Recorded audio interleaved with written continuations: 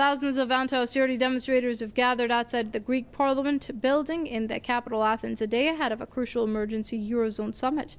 The protesters oppose the implementation of any draconian spending cuts by the Greek government to meet the creditors' demands. Meanwhile, Prime Minister-elect Tsipras is planning to meet Greece's international creditors ahead of Monday's Eurozone summit. Tsipras has unveiled new proposals to European leaders aimed at ending his country's debt crisis. A possible deal between Greece and its creditors by the end of June will unlock a new bailout loan, without which the country will default.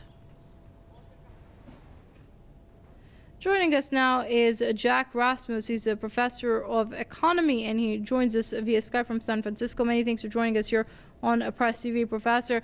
Now, it seems that Alexis Tsipras is still hopeful that some form of a deal can be clinched even now. Do you see that possibility existing? Well, yes, there still is a possibility. You have another week or 10 days almost to craft a deal. And it appears the parties are at the same time moving a little closer, while they're also assuming more of a hard line. In Europe, the Troika, of course, with hardliners at the IMF, and in Germany, really want to continue to impose the existing plan.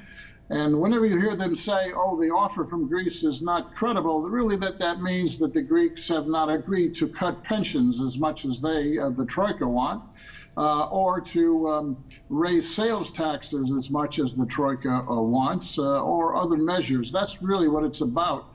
Both parties are more or less agreed on the amount of surplus they would create in the first and second year, but it's how you generate that surplus. And of course, the Troika wants to take it out of retirees and out of workers and public sector and so forth, whereas Syriza and the Greek government and Tsipras want to raise taxes more on the wealthy and collect more taxes from the wealthy, and not engage in such severe cuts in retirement benefits for the poor. That's really what this debate is all about. But I think they may still come to an agreement, but not until the very 11th hour on June 30th. And more likely, they will probably, if they don't on June 30th agree, extend negotiations once again.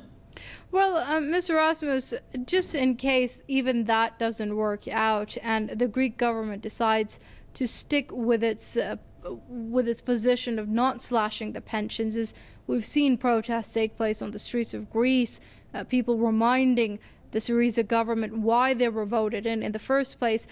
Could a potential Greek exit take place, be allowed to take place, in fact, and what would it look like?